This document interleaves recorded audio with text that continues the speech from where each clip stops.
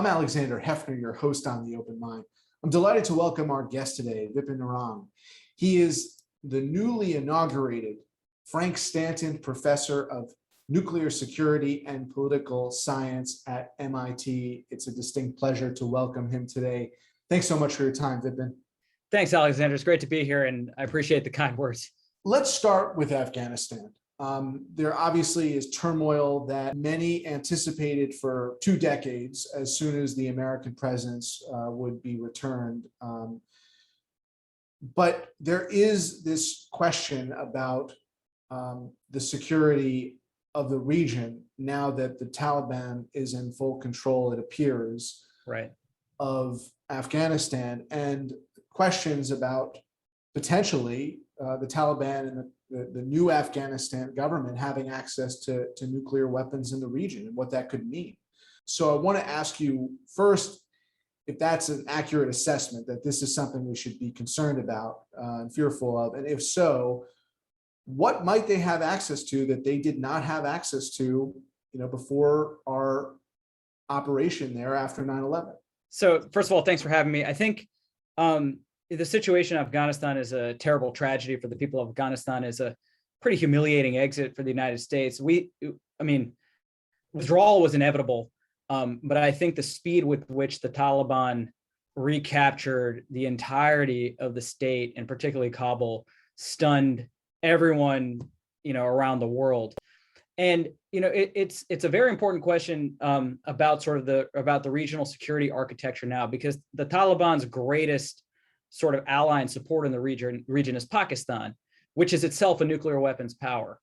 And in the late 1990s, the last time there was a Taliban government, there were rumors and some evidence that the Taliban was interested in potentially, stationing or hosting Pakistani nuclear weapons in Afghanistan. And we don't know how serious those conversations were between the Taliban and Pakistan. That was at a time when Pakistan was not, a partner in the war on terror. But, back to the future, we're in essentially the same situation going forward now that we were prior to 9/11.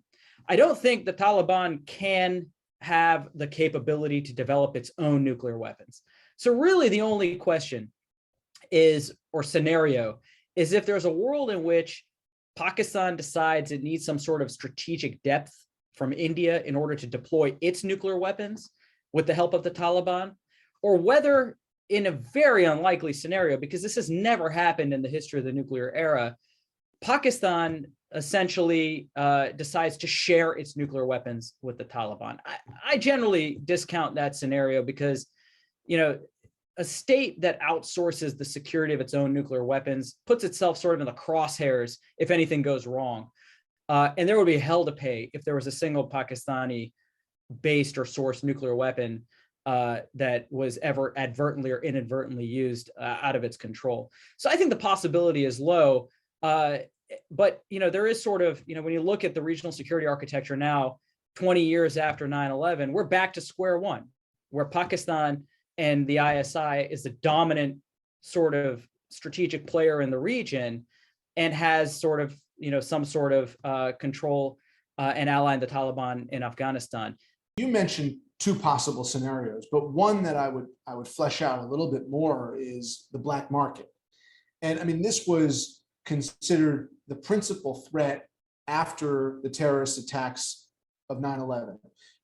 The idea that a rogue state or a decentralized terrorist network would get access to nuclear weapons. It was the pretext for Iraq, in effect, after some success eradicating Al-Qaeda and Taliban, and obviously it was a very measured success, and it was not one that was durable.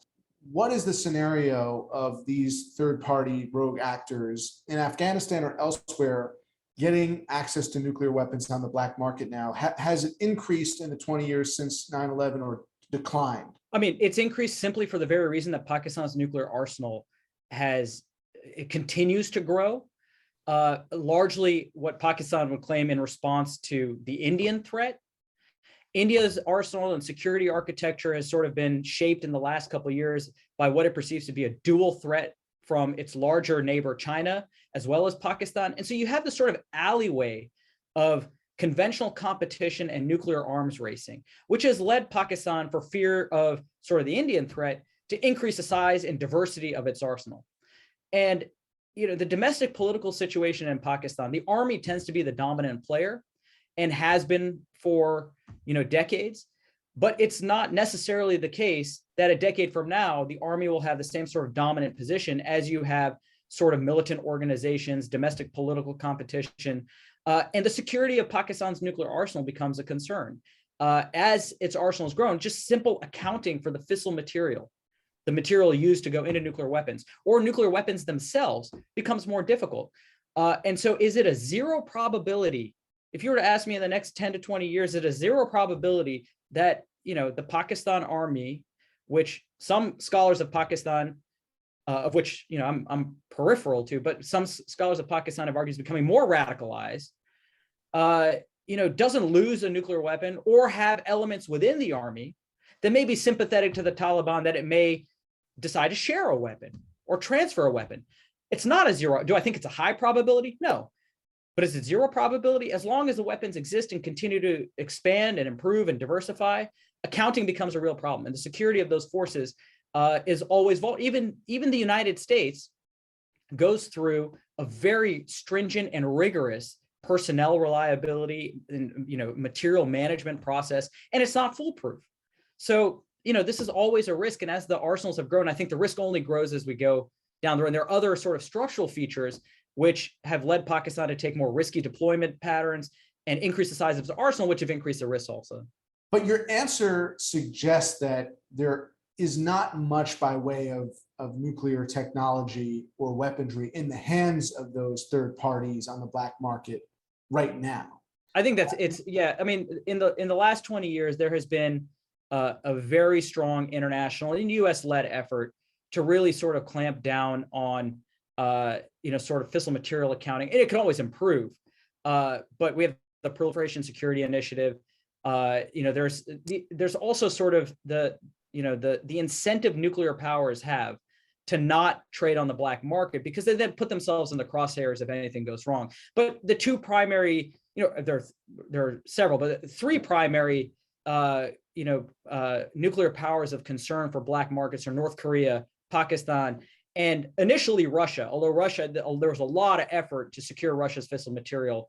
And I think all three have improved. North Korea no longer, I think, as a maturing nuclear weapons power, has, there isn't evidence of sort of the black market trade that they've engaged in the past, but that doesn't mean it won't engage in the future if sort of they feel, Kim Jong-un feels sanctioned to the point that he needs, to make cash, and this could be very lucrative.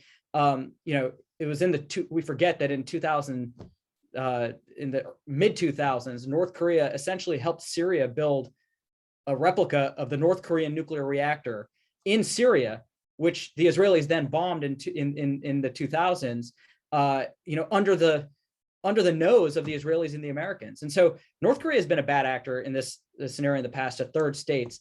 But I think this notion that a militant group like Al-Qaeda or Taliban will become a state, but Al-Qaeda or Lashkar-e-Taiba could get a nuclear weapon was harder in the past, but the risk persists and accumulates over time. And I think it's something that we shouldn't discount, because there may be sympathetic actors in these states that have nuclear weapons to transfer those weapons, especially if there's no sort of attribution back to sort of the source. Historically, I could think of figures in American political life who were deeply committed to anti-proliferation. Sam Nunn and Dick Lugar, Yep. The giants in this space, they're not with us anymore. I think Nunn is still alive, but Nunn is obviously not in the Senate anymore. Lugar has passed on. I can't think of the American political interest in this issue, at least in the public sphere, as being particularly strong today. I don't know if that's an accurate statement or not, but I wonder, to get a sense of the landscape in America right now, who is the Nunn or Lugar of this era? Yeah, no, that's a very good point. And I think it reflects sort of the difference today from the end of the Cold War. The end of the Cold War, there was sort of this moment, right, that where, there was a recognition that it was in American interest to reduce the number of deployed weapons in both Russia and the United States, and then you could achieve strategic stability because these were the two largest nuclear powers. China's arsenal was a fraction the size of the US and Russia. And it was an opportunity to sort of, secure and constrain the forces of both, which was in our interest and also in Russia's interest, which had, trouble managing, the size of its nuclear force as it sort of retrenched and collapsed.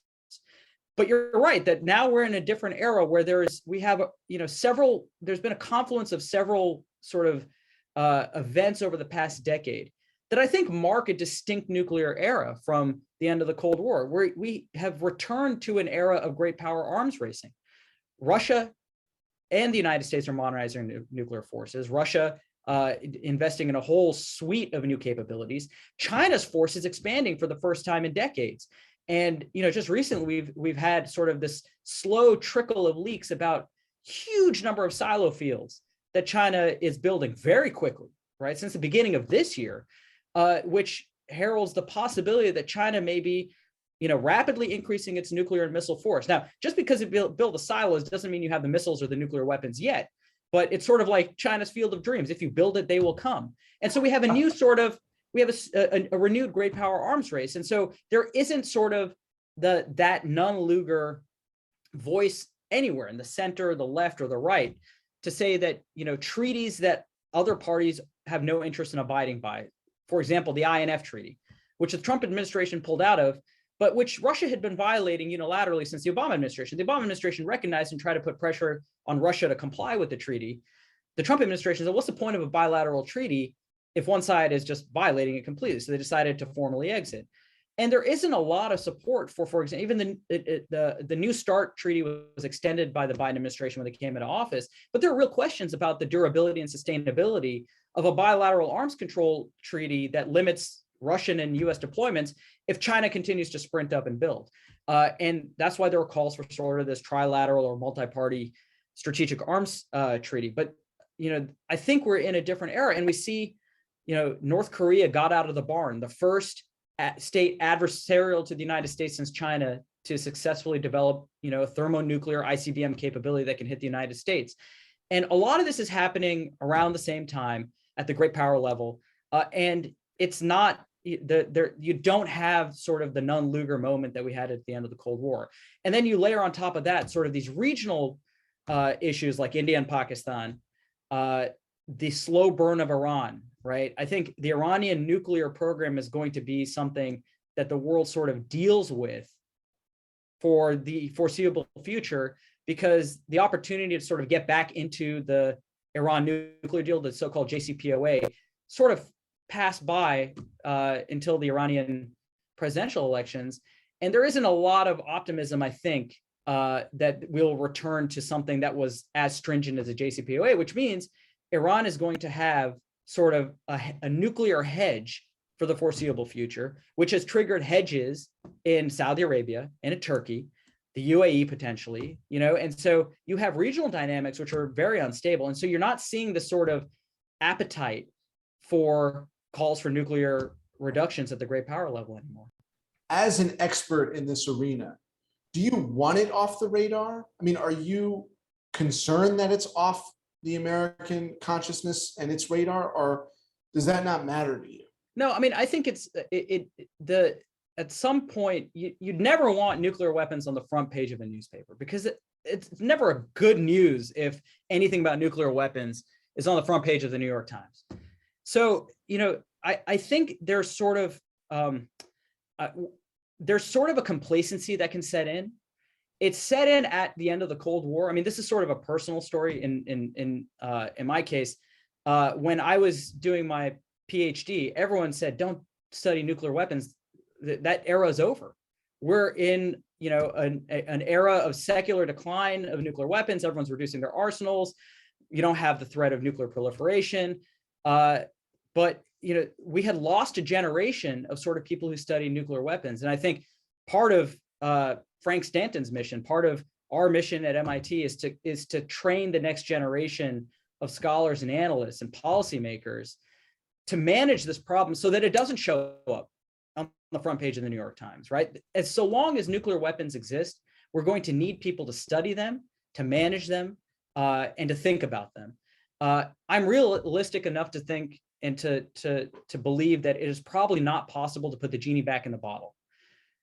We are probably not going to see the elimination of nuclear weapons anytime in our lifetimes. Once the technology exists, it becomes sort of the challenge is how do you manage them in a way that makes them sort of safe, secure, and off the headlines in the background, so they're never used advertently or inadvertently. And I think that's a real challenge that has only increased since the end of the Cold War. But we have a marked lack of capability because people aren't working on them anymore, aren't studying them anymore in the way that they did during the Cold War. And so I think it's really important that we have people who work and think about them so that they stay off the front page. Based on your answer, I think it's fair to say that in the historical consciousness of Americans, our foreparents, our forefathers and mothers, and to this contemporary generation, you have World War II, Hiroshima and Nagasaki, and you have Pearl Harbor,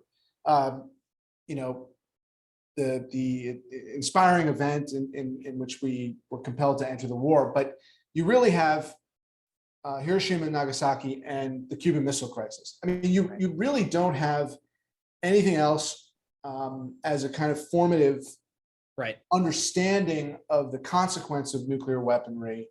And you're saying, well, it's a positive development that the kind of mutually assured destruction attitude, if we were to use those weapons, which is probably, at least in part, what influenced the non-event of the Cuban Missile Crisis. Missiles were not fired. Right.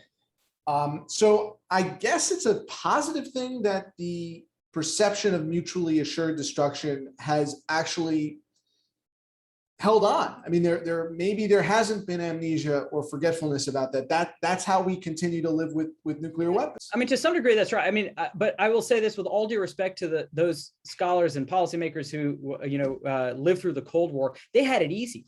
They had one adversary who also had an interest in strategic stability, in nuclear weapons not being used. And we're in an era now where all the rules of the Cold War don't apply. We opened this discussion with, a conversation about the Taliban potentially having access to Pakistani nuclear weapons. Cold War security managers never had to deal with that. We're talking about a slow burn in Iran. We're talking about North Korea. We're talking about multipolar nuclear competition. Russia, China, and the United States as peer competitors. The challenges today far exceed, I think, the challenges during the Cold War. And the Cold War sort of had this small risk of global annihilation. Right. But I think we today have a much higher risk of limited nuclear use, one nuclear weapon or two nuclear weapons being used in South Asia or the Middle East or in East Asia. And there's sort of this notion that, if one goes off, then we'll just put the genie back in the bottle. But there's also a concern that once you've crossed that threshold, you don't know where it's going to end. And I think that there are the public and the national media, for the most part, sort of have become too comfortable with this idea of mutually assured destruction, and there's a complacency because that really rests on two actors having an interest in the same thing, and we're not in that world anymore. I listen to you, and I'm getting nervous because this is the pandemic experience. Right. The idea that we knew that the events of the Spanish flu, an earlier pandemic, would repeat themselves, and we were not at all prepared or studied in that. Right. And I hear the same warning in what you're expressing, that there is actually potential of some kind of annihilating act, whether it is annihilating the whole planet. It may be less likely now because these weapons could be deployed on a micro level until that macro event. Right.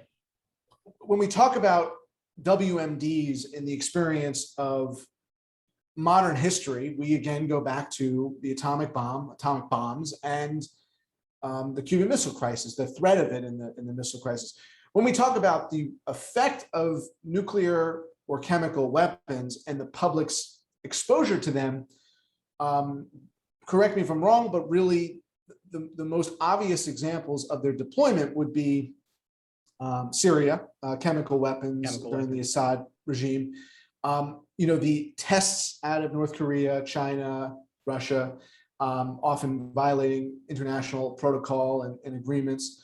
And then if we're talking about nuclear technology causing unrest or injury to populations, look at the earthquake and resulting deaths in Japan as a result of Fukushima. Yeah. the breakdown of the nuclear plants there. So, I mean, that's kind of like recent history in the last decade or so. Yeah. Is there anything I'm missing? Well, so I think there have been crises that we don't pay a lot of attention to. For example, India and Pakistan in 2019 got in a shooting, sort of event. It wasn't a war. Shooting, the Indian Air Force bombed the sovereign territory of Pakistan for the first time in the nuclear era. You had a nuclear power bombing another nuclear power. That never happened before. And they walked away from that crisis, the Balakot crisis. After an Indian Air Force plane had been shot down, after there was a friendly fire incident, there was a pilot that was captured, there were threats of more missile strikes, and both sides walk away from the crisis thinking, they walked away because of their own skill and not because of luck. And there is sort of this growing, emboldenment that nuclear states have, that they can continue to push the line without escalating, without an event going off course, without sort of, bad luck spinning them into a deeper crisis. Like, what if the Indian pilot had died when, the plane was shot down? What if he died in Pakistani custody? Iran shot ballistic missiles at U.S. personnel in Iraq. What if they had killed U.S. forces?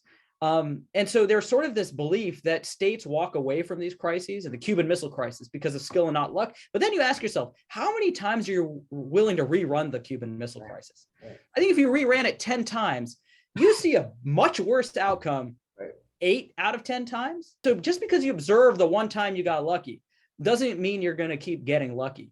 Yeah. And I think that complacency is not just infecting sort of the public and scholars, but also states and leaders who think, we can fire missiles at another nuclear power. We did it in the past and nothing went wrong. Right. But I wouldn't want to keep rerunning that too often. So there is definitely something faulty in the mindset right now in presuming that the status quo will be free of it's indefinite, exactly, of that kind of multiplying tension that could create an act of emboldenment, like you said, and deployment in a nuclear arsenal. Let's close on China, Russia, and North Korea, but really China and North Korea, because they are the newest of this club. Is there any way to tell with intelligence, based on the satellite visuals that we have, what the intention of their newer nuclear activity is, specifically China with this recent buildup, with the silos, but also North Korea? Yeah, so I think there are two hypotheses with China. And the reality is, I don't think we know which one is correct yet, and we have to wait and see. So China has long lived with a lot of vulnerability to the United States, sort of conventional and nuclear force. It had a very small, easy to find, destroyable force. And one hypothesis is that this massive expansion of its silo fields and ICBM capability, which it is, it's building the silos, but we don't know if they have the missiles or the nuclear material for the warheads yet. They may down the road. But one hypothesis is this is just them catching up and realizing, they were so vulnerable and they need what is known as survivability of their nuclear forces, which is sort of critical to mutually assured destruction, right? The fact that I can survive anything you throw at me and have something left in reserve to disincentivize an attempted first strike against my forces. So China lived with a ton of vulnerability for decades, since it first became a nuclear weapons power in 1964. So one hypothesis is this is just China waking up late to the survivability game and realizing it needs a lot more to survive against the United States. The other hypothesis is this represents a watershed shift in Chinese nuclear thinking, that it has moved away from sort of plausible retaliation as a strategy to wanting something more to be able to stalemate and coerce the United States, especially if it feels like a conventional conflict with the United States over Taiwan or the South China Seas or Hong Kong is coming. It needs to have a much larger force to be able to stalemate the United States. And that would be, I mean, this complicates US nuclear planning no matter what, but which hypothesis is correct has real implications for sort of the rise of China and what we think its intentions are.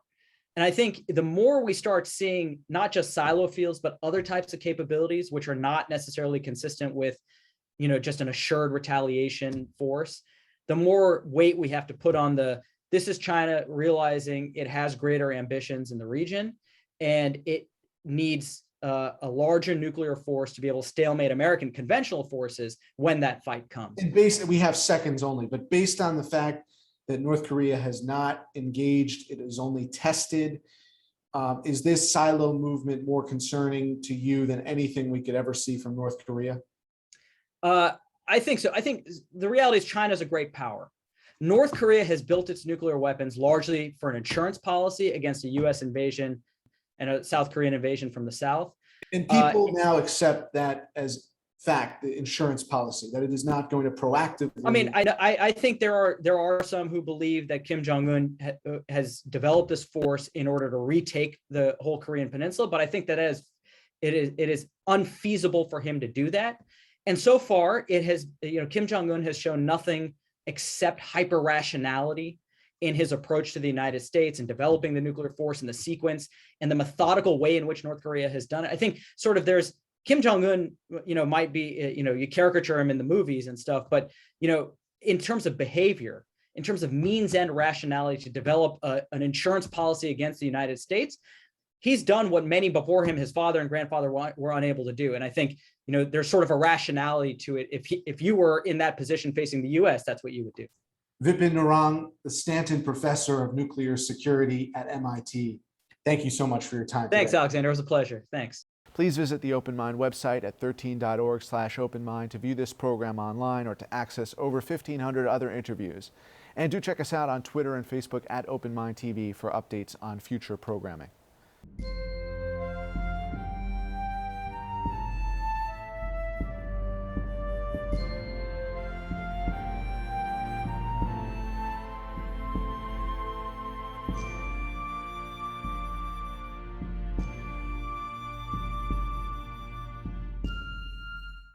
Continuing production of The Open Mind has been made possible by grants from Ann Olnick, Joan Gans Cooney, Lawrence B. Benenson, the Engelson Family Foundation, Alfred P. Sloan Foundation, the John S. and James L. Knight Foundation, William and Flora Hewlett Foundation, Joanne and Kenneth Wellner Foundation, and from the corporate community, Mutual of America.